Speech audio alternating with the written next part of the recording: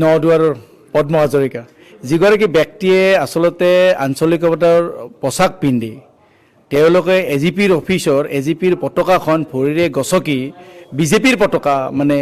উৰুৱাই দিছিলে ৰাষ্ট্ৰীয় পতাকা উৰিছে সেইসকল ব্যক্তি আচলতে শ্বহীদৰ নামত ঘৰিয়ালৰ চকু পানী টুকি লাভ নাই তেওঁলোকৰ কাৰণে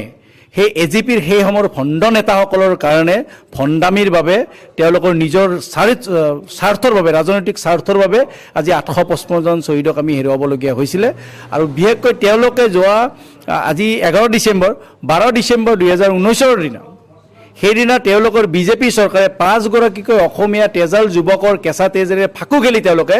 বাংলাদেশীক বৰপিৰা পাৰি দিছিল গতিকে তেওঁলোকৰ দৰে দুমুখীয়া চৰিত্ৰৰ ভণ্ড ব্যক্তিৰ মুখত আচলতে এই শ্বহীদৰ নামত চকু পানী ঘৰিয়ালৰ চকু পানী আচলতে হ'ব নাপায় পদ্ম হাজৰিকাটো একেবাৰে মানে আপুনি তেওঁ নিজে গুণ্ডা বুলি কয় তেওঁৰ ওপৰত আৰু বহুত বেছি এইকাৰণে ক'ব নোৱাৰে তেওঁ ৰাতি হ'লে যদি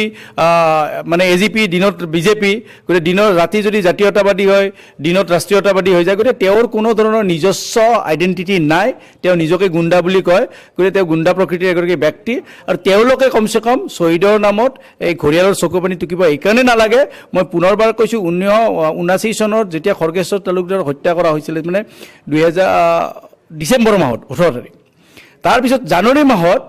ইন্দিৰা গান্ধী ডাঙৰীয়া সেই সময়ৰ প্ৰধানমন্ত্ৰী ইন্দিৰা গান্ধী ডাঙৰীয়ানী অসমলৈ আহিছিল সেই সময়ৰ অসম আন্দোলনৰ নেতা নিবাৰণ বৰা তেওঁলোকৰ লগত কথা পাতি 1967ক কাট অফ ইয়াৰ হিচাপে ল'ব দিছিলে অসম চুক্তিৰ কিন্তু তেওঁলোকে নামানিলে এইকাৰণে তেওঁলোকৰ বয়স হোৱা নাছিল নিৰ্বাচন খেলা বয়স হোৱা নাছিলে সেইকাৰণে তেওঁলোকে সেই চুক্তিখন বা সেই কথাত তেওঁলোকে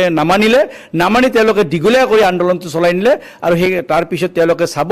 বহুতে এফিডেভিট কৰি নিৰ্বাচন খেলিছিল 1985ত চাওক যিবিলাকৰ কথা কয় সেইবিলাকক যিবিলাক হত্যাকাৰীসকলৰ সেইবিলাকক হত্যাকাৰীসকলৰ কিছু ব্যক্তিৰ লগত ঘনিষ্ঠতা আজি পদ্ম হাজৰিকাৰ বেছি গতিকে পদ্ম হাজৰিকাই তেনেকুৱা কথা কোৱাৰ আগতে 100বাৰ চিন্তা কৰি ক'ব লাগে পদ্ম হাজৰিকাই নিজৰ নামত শ্বহীদ ভূপেন ডেকাৰ কথাই কৈছোঁ শ্বহীদ ভূপেন ডেকাৰ মানে যাৰ নামত তেওঁলোকে কমপ্লেইন কৰিছিল সেইসকল ব্যক্তিৰে কিছুমান ব্যক্তি তেওঁলোকৰ লগত তেওঁৰ ঘনিষ্ঠভাৱে তেওঁলোকৰ ঘূৰি থাকে আপোনালোকে অলপ ভালকৈ চাব মই নামটো